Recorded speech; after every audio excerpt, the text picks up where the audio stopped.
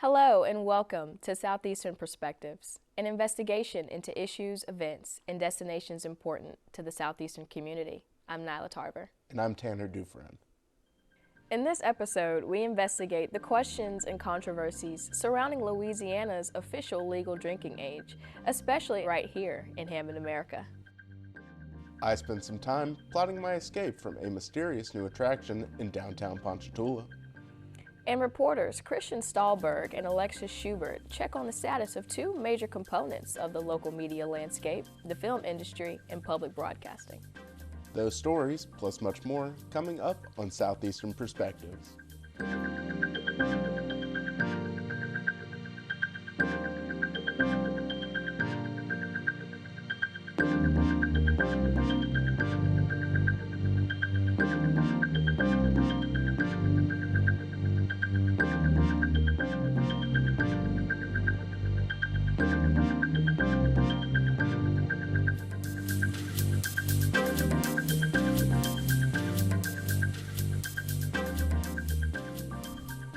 Parties, clubs, local dives, and inevitably alcohol are historically linked with the college experience.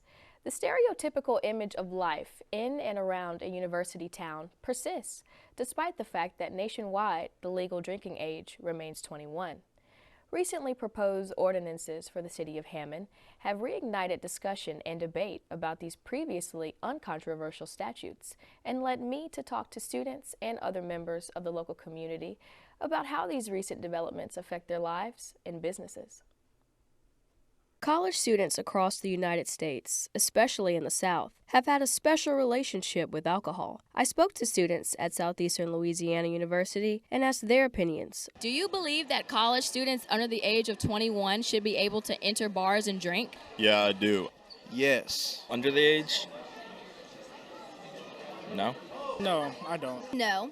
I believe that people should have the knowledge and be equipped with the knowledge to know their own drinking limits so that if they choose to enter the bars, they know how to drink responsibly.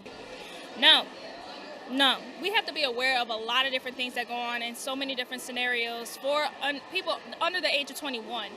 So I feel like personally that's a no, because at the end of the day, we should be really worried about other people's safety. If anything, safety is the most paramount first. I feel that after the age of 18, we should be able to express ourselves freely and have a little fun, like at games, tailgates, all that. And I was the one that was, in the bar as soon as I turned 18. But no matter how old you are, you still know people. You still are going to get alcohol regardless. The brain doesn't even fully develop until you're like 25. So drinking alcohol under that age definitely has a problem. And guess what? Your brain's not developed enough to make rational decisions if you're getting drunk at 18 years old, so you're probably going to go out and cause some mischief. On July 22nd, Hammond City Council President Kip Andrews proposed a new set of ordinances that would impact students, bars, and the overall social scene of downtown Hammond by restricting anyone under the age of 21 from entering bars. Here's what he had to say on his ordinance.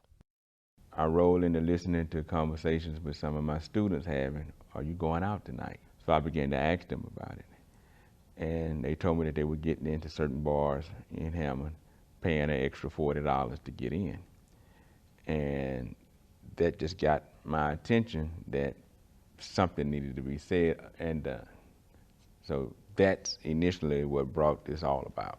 My intention is never to hurt anyone, never to make the city look bad in any way. If a ship's been traveling a certain way for a long time and you try to disrupt their wave of doing things, a lot of people get uneasy with it. And I've had a lot of people that say, "Oh, I support you," but some don't come out to say it. Some I know that won't come out to say it. They say that they support. I understand that because of the simple fact that I was elected to do a job and I'm the voice of the people. So that comes with the package. I'm only doing the job that I was asked to do. Statements have been made that it would mess up the downtown environment, but you never know the type of clientele that you might receive.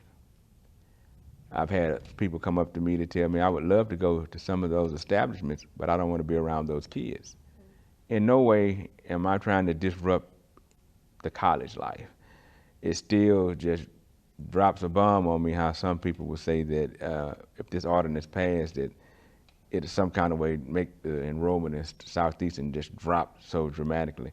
I don't believe that at all. And to tie this university into this is so crazy to me. A person's going to do whatever they're led to do, or however they feel, whether it's at a house party or a bar. So if you're pushing them to a house party and they leave there and hit somebody or hurt somebody, wouldn't you feel bad? I say, I feel just as bad if they left from one of these establishments and hit somebody. Would you feel bad? Later that same week, residents of Hammond filled council chambers to voice their concerns on how the ordinances will affect their community life and business, with one bar owner in particular sending shockwaves through the building with his testament. Yeah, surprise. I'm a bar owner. I don't drink. But I do support the right of people that do. I support the rights of Americans, okay? And you want to take more and more of them away, and we're tired of it. We're tired of the bullying. You get people that come up here and you bully us, one after the other. Why are you silencing the people? We came here to talk.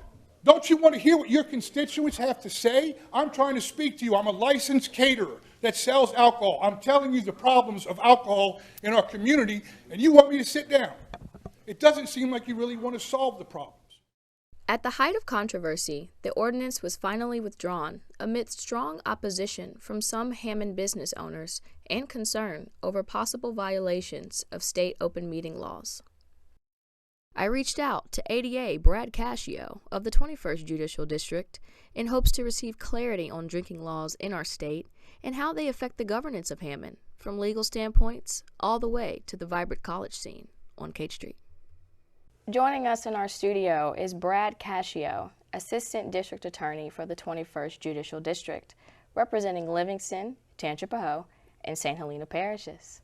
Hello, Mr. Cascio. Hey, good morning. How are you? I'm doing well. How are you? Doing just fine, thank you. Thank you for coming on to our show. Hey, anytime. There has been controversy in Hammond regarding what is the correct age to be able to enter and drink in our bars. For the record, what is the legal age in Louisiana to do so?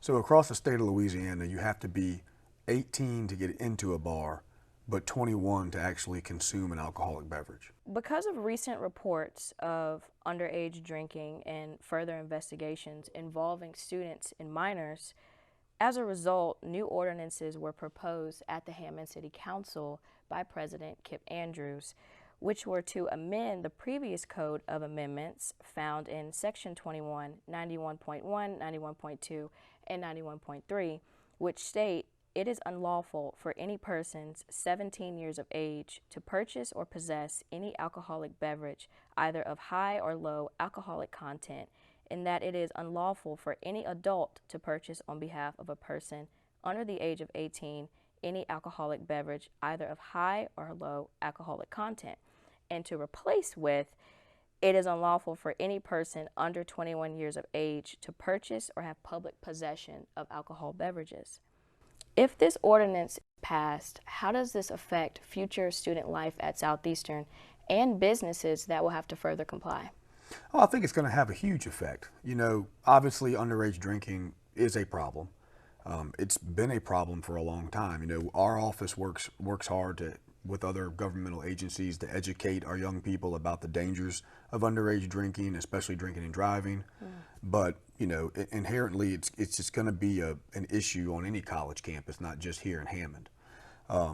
But Southeastern, you know, is a big part of Hammond, and a lot of our students are going to go out, you know, particularly in the downtown area. So when you talk about enrollment, for instance, at Southeastern, these kids that are coming out of high school and they're going around shopping for colleges and figuring out where they want to go, if they found out that they're in a town where they can't even go into a bar until they're 21, I think it may affect the enrollment here.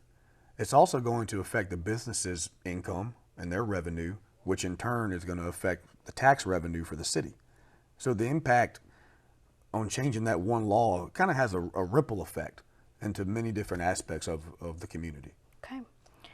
Moving forward, what other ways in which our local government can help reduce the amount of underage drinking and, quite frankly, recklessness in our city? So we do a lot of outreach programs. We have one in particular where we go to different high schools and we bring the wrecked car from a drinking and driving accident, and we talk to them about that. I also partner with TRAC, which is a governmental program here in Tangipahoa Parish, where we put on a program where kids from I think we had 15 or 16 different high schools this past year come, and we take them through the process of what happens when you make bad decisions. So state police comes and they set up essentially a DWI checkpoint. Okay. And they put on what they call drunk goggles, and it gives you the effect of alcohol. They make you do a field sobriety test. Then our sheriff's office has the next station where they go through the booking process and they put you in a cell. And then the DA's office has the next step in the process, which is the courtroom. Wow. And they're given a scenario, it's a story scenario, Bob and Jan went to prom, they got drunk, they got in an accident, they may have found a gun in the car or something like that. And we show them the possible sentencing that you'll get at trial and once you're prosecuted by our office. And then we have individuals who are counselors or even, people who have lived these experiences, talk to the children, talk to these teenagers about the effects it has on their life. It's all about outreach. And a lot of it starts in the home. So it's not only about educating our children, it's about educating our parents as well. So the parents can help us enforce these values about making smart decisions. What is the process for helping parents teach their children in their home? A lot of it, again, is just, having these programs, having these outreach programs in place where we can talk to these parents. Like I said, we go to the schools, but we'll often have community programs where parents are involved and, anybody in the community can show up. Because being that this is a college town, drinking and driving has been a problem. I think in 2024, as a parish, there was, give or take, 150 DWI arrests that year. 7 of those were felony DWI arrests. Because the DWI is what's called an enhanceable crime. A first offense is a certain penalty, but if you get a second, third, fourth, or subsequent, the penalty gets worse. So on a third offense, it becomes a felony. So about 150, I think it was 157. This calendar year, we've had roughly 240 DWI arrests already. And what, if you can say, what age ranges are you finding that most are committing these crimes? I can't remember the exact stats on it, but just from personal experience and being a prosecutor for 12 years now, we see a lot of it, the college age, but I would say the vast majority of it are older. They're probably in their 40s and 50s. Wow. Who quite often get them.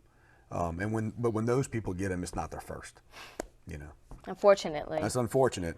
You hope people learn from those. Look, everybody makes mistakes, right?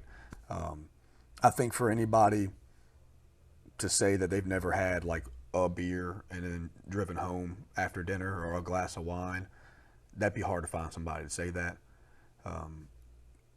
But if you're drinking to the point where you're going to blow over 0.08, which is the presumptive legal limit in the state of Louisiana, that's a problem. And unfortunately, some people have 3, 4, 5 DWI convictions on their record. It's a scary thing because, you're on the road, our children are on the road. It's not just about that one in particular person. It's about all the lives they're endangering when they're trying to get from point A to point B. The decisions you make at that age, while you still feel like you're young, and you are, but those decisions can follow you the rest of your life. And I think that's an important aspect for young people to understand, is that it can follow you or potentially somebody else that your bad decision may have a negative effect on. Thank you so much, Mr. Cassio, for your time today. Thanks for having me. Thank you. We'll be right back with more Southeastern Perspectives.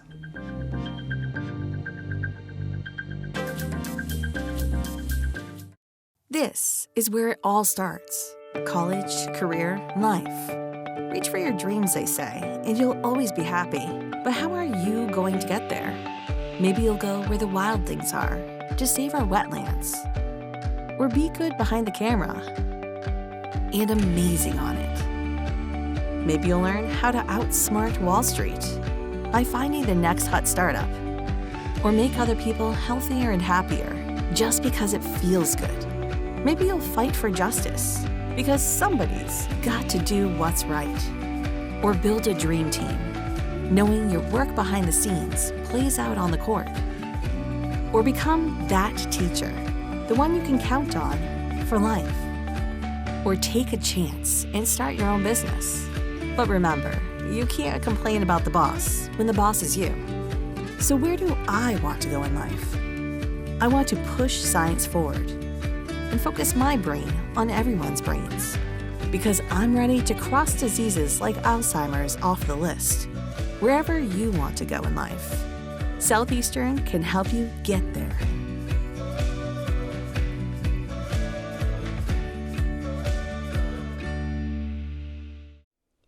For several years, it was not uncommon for towns such as Hammond to serve as locations for feature films and streaming series.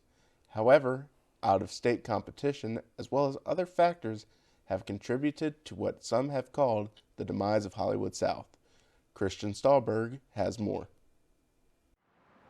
Louisiana, once known as Hollywood South, was once a flourishing film industry, gaining attention from studios, TV shows, and independent filmmakers with its affordability and rising action. There seemed to be a ton of stuff kind of all the time. My first job that I got was like through like a sketchy Craigslist ad, but it turned out to be for like a big film because there were just so many listings of so many things that like, and with each of those big projects, there was just like a ton of opportunity for like low entry, like a low barrier for entry because you just needed production assistance, and that's like the biggest entry level job. Act 44, which was passed in June 2025, brings a new change to Louisiana's film incentive program. With raising reimbursement rates, removal of per-project caps, and giving Louisiana more flexibility with tax credits, Louisiana might just have a chance to get back on the scene. I interviewed Jason Wagenspack at Gamble Communications, his PR support. We've seen a lot more calls come in the last couple of weeks. We have a lot more projects that are looking to land on the ground starting in 2026. And so for the first time in a little while, I'm feeling a lot more optimistic about us making a little bit more of a rise back into production again. Film Louisiana, a nonprofit industry coalition which helped lobby for Act 44, is already stating a change in demand. New and old studios are finding an interest in Louisiana, and state officials are negotiating multi-year agreements. Film Louisiana is hoping to attract larger studios and strengthen long-term investment in the state. And economic development has really opened up their doors for negotiating, and that includes, like I said, local content creators, but then studios. And so it really gives an opportunity for some of these bigger companies to come in and create a long-term deal in the state of Louisiana that we've really lacked in the past. You know, we've had a couple of 2 and 3, I think maybe 1 4-year deal that some of the studios came in and said that they were going to end up making 2 or more. Young actors trying to jump into the film industry are happy to take advantage of the chance given to them. One example is aspiring actress and Southeastern student Nylah Birot, who appeared in the film Sinners. Now that I'm hearing about it, I'm very hopeful now because they bring production back to Louisiana. That's going to open up opportunities for people who like or want to break in the entertainment industry, and I can't wait for that to happen. Not everyone in the industry agrees with Act 44. While it may help large-scale productions, some believe it leaves independent filmmakers unsupported. There's several directors that have come up through Louisiana.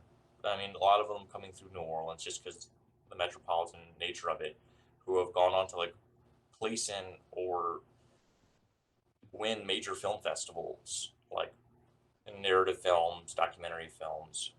And once that happens, they have to move because there's not a funding mechanism to support them here. They don't want to move. They'd love to stay here and film their movies here because that's what they know. That's the kind of stories they want to tell. But they have to go to Los Angeles. They have to go to New York because there's not, I'm not going to say there's not the money, but the money that is here, people don't want to give it to filmmakers.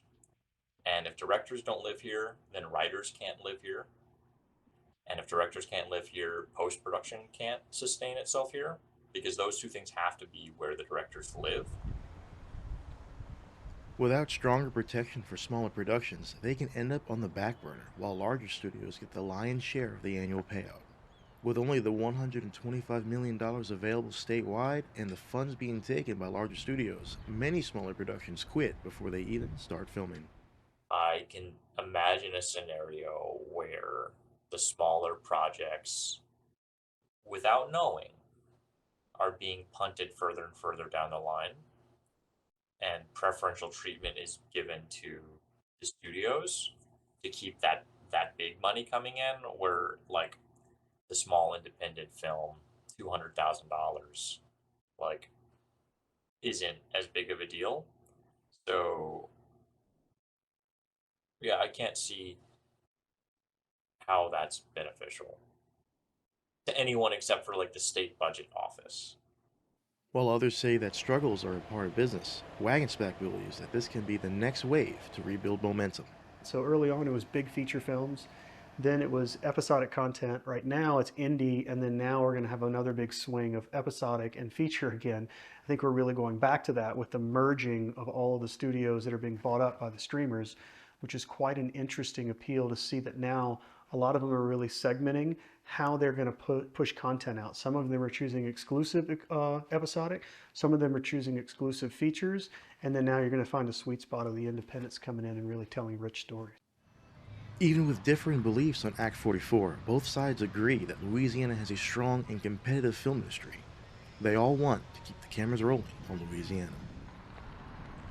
Louisiana is the longest running state in the U.S. with a tax credit program. So we've had the advantage of, one, building up that crew base and having that rich, deep, really talented amount of crew that can really suffice from anywhere between 12 to 15 shows on an annual basis. That's a lot of people who can come in and service big shows. Does Louisiana still hold the title for Hollywood South? Some say that title belongs to Georgia, but monikers don't matter as long as Louisiana keeps having stories to tell. I don't think Louisiana has had the sole claim to the moniker Hollywood South for a really long time. I think Georgia has claimed that they are Hollywood South for a long time. And I think it's early to tell whether or not this moves that needle at all. You know, Hollywood South is something that really kind of began in 14 and 15 when we became the number one place in the world to make a feature film. And we didn't really want to hang our hat on that. We just wanted to hang our hat around Louisiana's the best place to film, period. So Hollywood South is not necessarily something that we're dedicated to get back to with that slogan, if you will. I think we're all around enriching great storytelling in Louisiana. And so if we can find a way to brand storytelling and Louisiana together as one, I think that's the next slogan that we're going to be going after, is just great storytellers in a great state. For local crews and filmmakers, the next few years will determine if Act 44 is a turning point or just another rewrite in Louisiana's long script. For Southeastern Perspectives, I'm Christian Stahlberg. For most viewers, the Corporation for Public Broadcasting existed as a logo appearing at the end of many popular programs on public television. In reality, it was a government entity distributing funding to the public television and radio stations. As of January 2026, it will, for all intents and purposes, cease to exist. How will this affect public television and radio stations in Southeast Louisiana? Alexis Schubert files this report. This may sound like an ordinary college radio station, but for Tangipahoa Parish, KSLU is much more. For over 50 years, it's been a trusted voice for news, music, and safety, powered in part by the Corporation for Public Broadcasting. The Corporation for Public Broadcasting, or CPB, was created by Congress in the late 1960s to fund public media in the United States. It's the financial bridge that connects federal support to national networks like NPR and PBS and to local stations like KSLU. So the Corporation for Public Broadcasting, or CPB, is a federal corporation, quasi-federal corporation, that was founded by Congress in the late 60s, basically to support public broadcasting in the United States. the real big face, so to speak, they're the background, they're the funding mechanism. The public face of it would be PBS, like Mr. Rogers and Neighborhood and Sesame Street on TV. On radio, it would be NPR, National Public Radio. CPB funded a chunk of NPR's budget. While large national outlets receive a small fraction of their funding from CPB, for community stations, it's everything. When federal lawmakers clawed back those funds, smaller operations like KSLU took the hardest hit. About 60% of our operating budget that was slashed. Now, when those are going to hit will be next year, because CPB has always funded ahead. So the funding that was clawed back had not been dispersed yet. So it was basically, we never saw it, we never got it. And so it was easy for them to just say, okay, we're going to take that and put that somewhere else. For us, what that means, though, is that we're going to have to tighten our belt coming for the future. It will affect programming decisions, basically what goes on the air, because it's going to affect our ability to purchase syndicated programming. It will mean that we may have to tighten up hours that students work. Obviously, it's going to cut down on our reserve as far as money for equipment purchases and the like. It just means that basically, as you're well aware, equipment can be loaned out, and you've got to take good care of it, because it's not an easy thing to replace. That means we're going to have a little bit extra attention being put on equipment care. Not that, we shouldn't be, but obviously it's going to be probably the first thing we talk about, as opposed to the last thing when students head out the door with it. KSLU isn't just about music.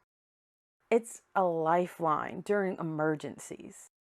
When hurricanes, explosions, or severe weather strike, the station broadcasts life-saving alerts through the emergency alert system. When it comes to emergency broadcast system, or the emergency alert system would be actually the technically correct term. And actually, I've got to run a weekly test later today. Part of that, obviously, is testing to make sure that our equipment works, so that when a situation arises, we can provide those timely alerts. So in the case of like the Smitty's explosion, we had EAS alerts going off on our station that were being sent by Homeland Security and the parish emergency communications office that went directly to these EAS boxes, and those go out on the air. So it's a very timely reporting system that allows emergency information to get out to our community. But with cuts to CPB support, even these critical systems could be harder to maintain. For Southeastern students, KSLU is more than a campus job. It's hands-on experience that prepares them for real-world media careers. But the loss of funding could limit student hours and opportunities. Being here at KSLU, I have the opportunity to work hands-on, to work behind the microphone, and to be able to hone in on those techniques and those jobs. And so I feel adequately prepared. I mean, I got to interview Rob Roberts. I don't think you need any more preparation than that. The cuts will fully take effect in 2026, forcing KSLU to rethink how it operates. The team is exploring ways to stretch resources, from equipment care to new fundraising efforts. Got a rainy day fund, but how often am I going to be able to tap that rainy day fund if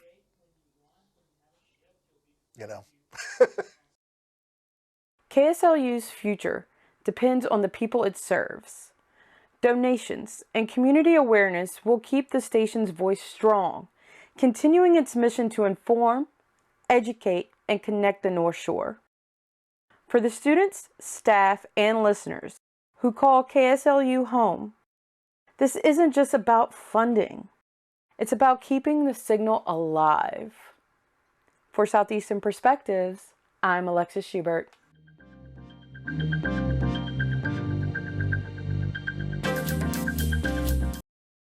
This segment of Southeastern Perspectives is made possible through the kind support of the Northshore Community Foundation. You can make a difference, we make it easy.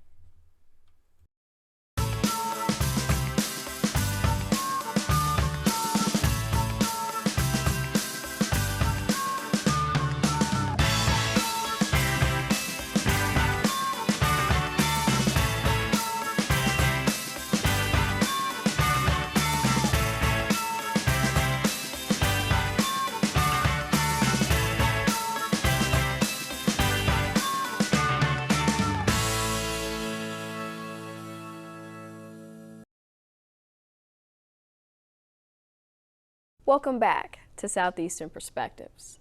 Fraternities and sororities are another aspect of college life, often associated with legal and ethical problems. On most campuses, however, hazing and other dangerous behaviors are things of the past, if they ever existed at all. Instead, the Greek organizations of today are often focused on grades, career enhancement, and, as we learn about in this next segment, helping others within their community. For some fraternities and sororities here at Southeastern, surprisingly, participating in philanthropic efforts is not always mandatory. Well, it's not necessarily a requirement from the school. Of course, each organization, their nationals have their own philanthropies that they have to take part in and have to do. So it's not a requirement from the school that each organization does it. No. For the members of fraternities and sororities, participating in philanthropic efforts is not something that they just want to do. It's something that means a lot to them. So the food pantry is very impactful. I mean, it's good that we're fighting world hunger, especially during these times where everything just seems out of reach, especially for since we have international kids. I feel like that's very good, as well as students who do live here and are less fortunate, and it's a great way to give back and give them the food that they may need. Also, as well as big event. I mean, if we don't keep Hammond clean, who will? It's very impactful. It's very nice to see every organization getting out there, doing the work, doing the service, and giving back for our little community that we have down here in Hammond. For the fraternities and sororities, service is something that they strive for, and this is something that is shared among all three councils. It's outside of academics, I believe that philanthropy is probably the biggest role that we play. So that is one thing that IFC, CPC, and NPAC all have in common. You know, of course, we have our differences in how intake goes and initiations and things like that, but all of our organizations were built on community service. So allowing us to continue that in some sort of way at Southeastern is just a continuation of what all of our founders wanted in the beginning. It's not just about writing a check. It's about rolling up your sleeves and turning your words into actions, which is what Southeastern does, one volunteer at a time. Every time the St. Jude's mentioned, I remember it. They brought this kid out on stage. He had just beaten cancer, and he was so happy to be there, and his smile it makes me happy. And every time that we raise money for St. Jude, I just think of that kid and the people we're helping. It is up to each individual fraternity and sorority to decide whether they will have events on campus or off campus. So like I was saying, for Alpha Phi Fraternity Incorporated, a lot of our national programs require us to do things that are off campus. So for example, one of our national programs is go to high school, go to college. Obviously everyone here is in college already, so we have to go to schools around the area and try to get those kids geared up for college. And then we also do a lot of things with sexual education. So Project Alpha is the name of that initiative, a national program. And so with that, we go to schools again, teaching boys and girls about sexual education and, you know, teen pregnancy and trying to prevent that with the March of Dimes as well. So we can really host the events anywhere. We've hosted them. For example, we have Pi Phi Mu, which we've done at Gumbo Yaya, and then we've had Miracle Man, which we've done at Pottle on campus, and then we've also done Cooking for Kids, which is in our house, and then we've done karaoke night at Brady's in downtown Hammond. It is also important to know that besides membership support, there is also outside support for fraternities and sororities that include their alumni.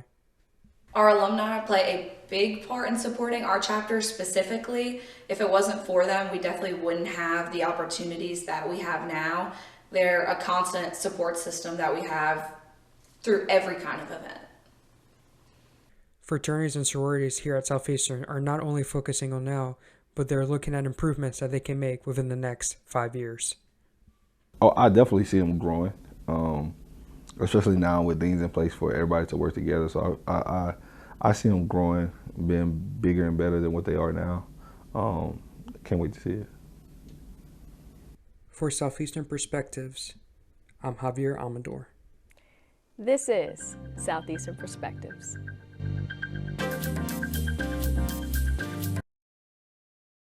This segment of Southeastern Perspectives is made possible through the kind support of Tangipahoa Parish Tourism, your guide to the crossroads of Louisiana. Tangipahoa Parish is home to the strawberry capital of the world and the premier destination for family fun and adventure. Whether you're looking to visit one of our historic museums, grab a bite to eat at our amazing restaurants, or attend an exciting local event, there's always something to do in Tangipahoa Parish. Tangipahoa Tourism is proud to support the Southeastern Channel in its mission to educate and inspire young media professionals right here in Tangipahoa Parish, the crossroads of Louisiana. Welcome back to Southeastern Perspectives. It could be a frightening scenario. Trapped in an unfamiliar, mysterious location, you have to find a way out, but with only a few clues and a limited amount of time. The situation looks pretty dire, except that it's not, and you are actually in the heart of Ponchatoula, enjoying a night out with friends, testing your wits inside a new escape-oriented attraction. Here's what I found out when I found myself deep inside the Escape Warehouse. It's no secret that the Escape Warehouse in Ponchatoula is the place to go if you are looking for a thrilling, interactive game experience. I'm one of the founders here, the owner and the director, so we kind of, as a small business, there's not really like one role we put ourselves in. You know, we might do the administration or the creative work. We build the games, we build them all in-house, so when you come here, you'll only find the games you get here. It's the only place to find them. And we also, you know, do the electrical, the design team, that takes 6 months itself. Administration, managing the staff, building the place, you know, seeing it to fruition. So in 2010 is when kind of escape games kind of started coming to the area. And then we had Rise Escape Rooms, who was kind of like our tribute, you know, where we started. I managed over there for a while, and then now they closed down, and we decided we needed something in, you know, between New Orleans, Baton Rouge, and Hammond, and we decided this was the perfect center spot for people to be able to travel and come to us. So we opened it up in about 2020. You know, COVID had a little other plans for us, gave us a little extra time to finish what we were doing, and then we finally finished, and that's where we are now. So. Once you entered the Escape Warehouse, you may find that the key to solve your game was in front of you all along. But keep in mind that these challenges are timed, and while you may have the key, you also need speed and skill. And hide and seek, and that was our first game, kind of what put us on the map. You have 60 minutes to hide. Owen's giving you a gracious amount of time to, you know, find your hiding spot. In the event you lose is when you kind of have to like hide, and that's when he comes to find you. So if you lose the game, you have to find a hiding spot, and he may or may not find you. Audiences may be wondering, what game should they play? Loaded question. I like them all, or else they wouldn't be here. My personal favorite is probably our latest and greatest, Shush. It just uses things that I've never seen in this area, like things you have to go out of this area to experience. And it is a 90-minute game, and it's super big. And then we just keep raising the bar from there. So I say Shush for now, but I'm sure the next game will top it more. You know, if not, we're not doing something right. We always just keep loving what we do. But I also have to give tribute to Hide and Seek. It's what put us on the map. It was our original game, and it just kept blowing up from there. Over 50% of our audience isn't even from Louisiana. We have people that travel from all over the states. We've had people from Australia, Africa, Italy, other parts of Europe that come just to hear. So we kind of track that in our little system just to see where people are from. But it's cool to be like world renowned, you know, in a sense. Can you release any plans that are locked away for the Escape Warehouse? Can't say what we have planned. You know, we like to be a little mysterious here, but we do have two 60-minute games right now. So we have our hide and seek game. That's like a kidnapper, twisted, 60-minute experience. We also have our unidentified game, It's more of our beginner level. It's just a little bit toned down for people who are like, I have no idea what I'm doing. You know, it's always a good start. That one's like a murder mystery-esque theme park. So you're actually in a theme park for the 60 minutes of duration. And then we have our 90-minute game, which is Shush, and that one's in a abandoned school. 2 of our games are 2 stories, and all of them have at least 7 or more rooms. And the 90-minute game is Louisiana's first 90-minute game. So that one's really cool. It's got crap ton of effects that you couldn't find. Like, you could go to Disney and Universal, and it's kind of the same things we tried to bring here, right here to Ponchatoula for everyone, you know, to be able to experience. But I can confirm we probably have another 90-minute game coming. We have space for probably 3 or 4 more experiences. We do have 2 other things. So in 2023, we rebranded. So we're now like Escape Warehouse Immersive Entertainment and Escape Games, because we have our escape games and we're going to be building more escape games. We're also trying to bring other kind of entertainment to the area. So might have a little murder mystery action, a little game show action. Just have to find out.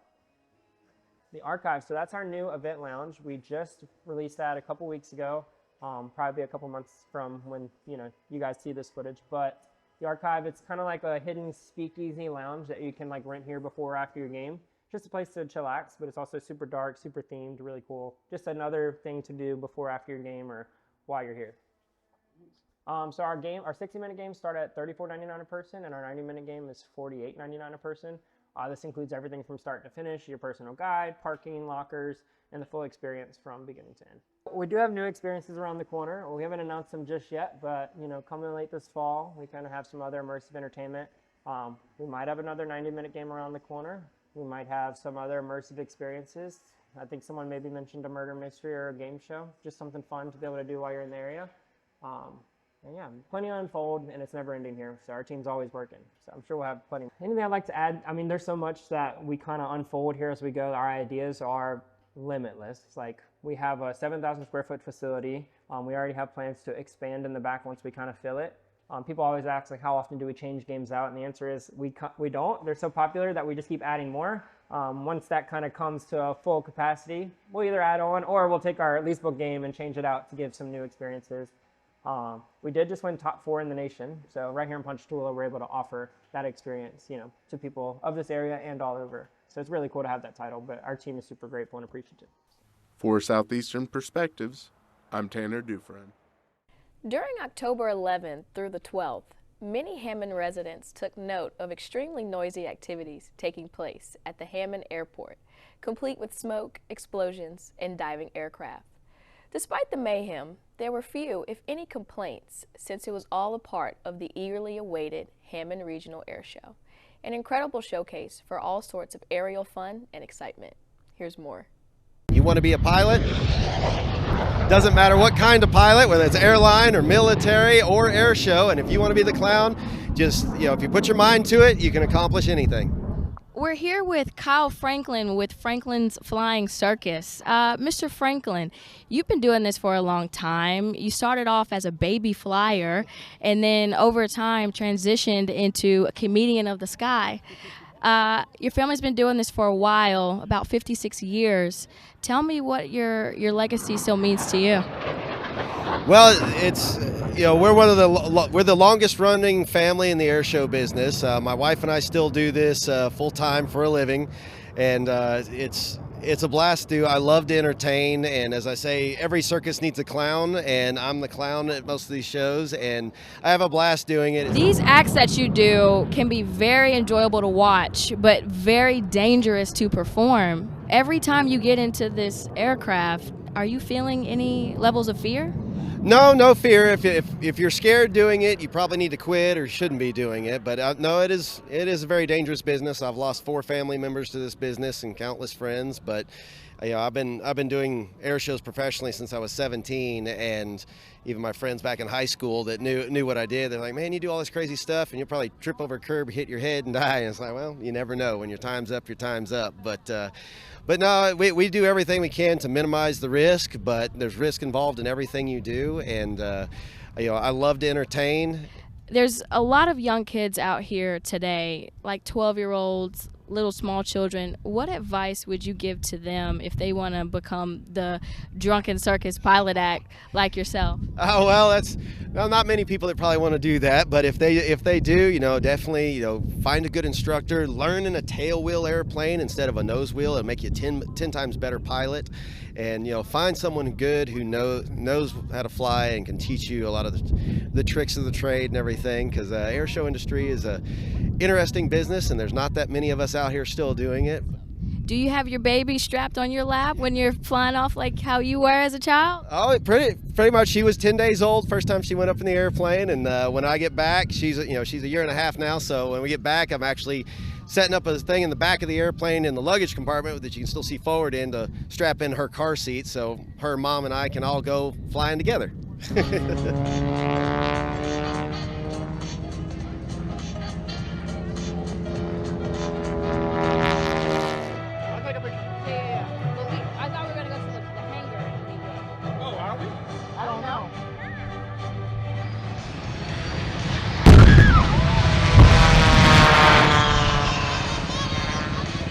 Ben, how did you get into flying? Can you tell us a little bit of that story, what inspired you to fly? Well, as a little kid, my dad had an airplane for a few years, and I sat on phone books just so I could see over the instrument panel when I was real little. So I think that was my first exposure to flying, and I knew I wanted to be a pilot at some point in the future. Didn't have a lot of opportunities to do that all the way through high school, but after getting an ROTC scholarship and going to Vanderbilt University, I was able to go to flight school and work my way through. I got selected to fly jets. Flew jets for most of my career in the Marine Corps. And then coming up on retirement, I had to find a way to stay in the air. So I decided to buy the Skybolt.